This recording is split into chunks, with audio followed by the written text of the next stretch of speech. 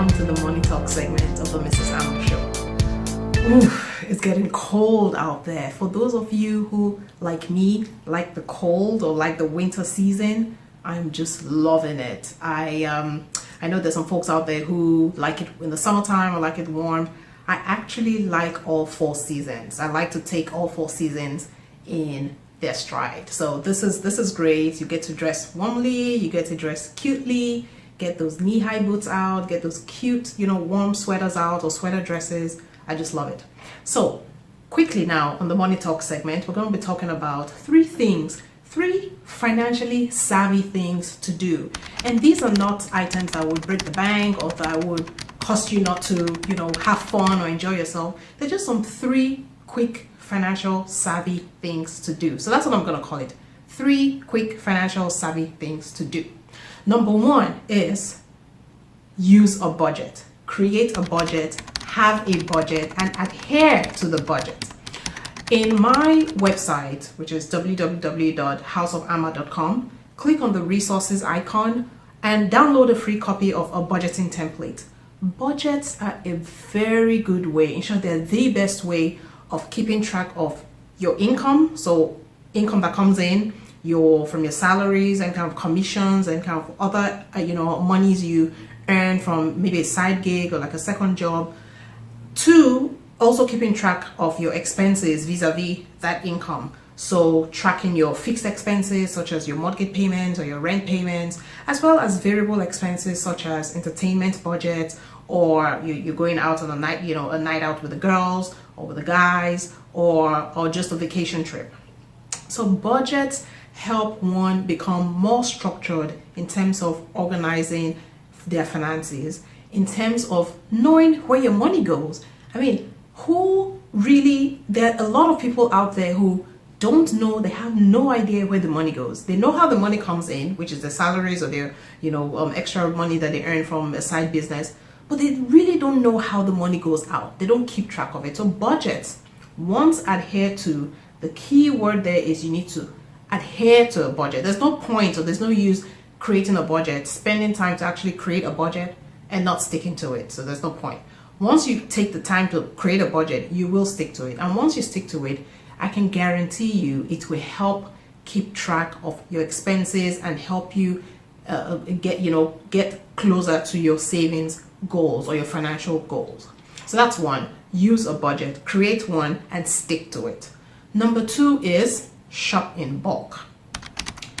Now, there are a lot of, discount warehouses or like bulk warehouse stores out there, such as Costco's or BJ's warehouse or, Sam's Club. If you have, now, shopping at places such as Sam's Club or Costco is really not for everyone. For example, if you're a single person, you live by yourself, or you just live by yourself, there's really no point buying in bulk, because chances are those bulk items that you buy will probably just sit in your pantry for a very long time, or will just sit in your freezer for a very long time. So if you're a single person, you can just go to your regular grocery store and just do your grocery shopping. However, if you have a family or you live in a large household, shopping in bulk only makes sense. One, you get to have savings from just buying in bulk, right? So once you calculate it down to like how much it costs per item, you see that it costs a lot less, per item to shop in bulk than if you were to just go to like a regular grocery store, a regular ShopRite or a regular Albertsons or Kroger's. So shop in bulk. Also, when you shop in bulk, you also you don't easily fall prey to going to a convenience store. Now, for those of us who live here in the Northeast or in the West, or down your main street, there's always a convenience store, maybe your mom and pop shop, or the corner store. I would say try to limit going to those stores as best as you can. Only in emergencies, or if you really have run out of milk, for example, and your baby needs to drink milk, then yes, run to the grocery store, to the convenience store. Otherwise, you end up paying for the convenience. It is called a convenience store for a reason. You pay for the convenience. So as much as possible, plan ahead for your grocery shopping, and as much as possible go to like the warehouse discount stores and shop in bulk. Number 3 is never ever go grocery shopping, without a shopping list. Lists help us keep in track.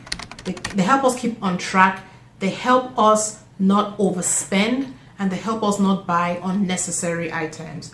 I once went to the grocery store without a shopping list, and boy did I come back home with just unnecessary items. And by the time I totaled how much I had spent on unnecessary frivolous items, it was over like $100. And in my head I'm thinking, this would never have happened if I had put together a grocery list before going to the grocery store.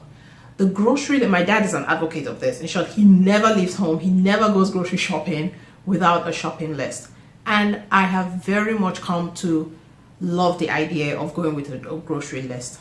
I'm a checklist girl, so it just helps me out anyway. I just make a list of whatever it is I need to buy, and as I go through the aisles, I just check them off, and that also makes sure that I don't forget to buy the necessary items.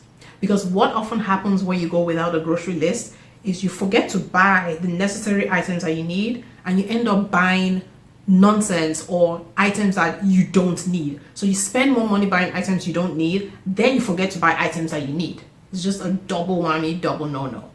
So the 3 items again, financially savvy, just real everyday, life, how to just live your life in a financially savvy way is 1, create a budget and stick to it. Number 2 is shop in bulk when you can and when necessary and as applicable. And number 3 is when you go grocery shopping, never ever leave home without a grocery list. So until the next time on the Mrs. Amos Show, I say thank you. If this is your first time, don't forget to hit the subscribe button down. This is where I provide useful tips on how to just, start to imbibe the savings culture, start to really watch where the money goes, and start to track your spending and become on our way to creating more savings or generating more wealth. So until the next time, you stay well. Bye.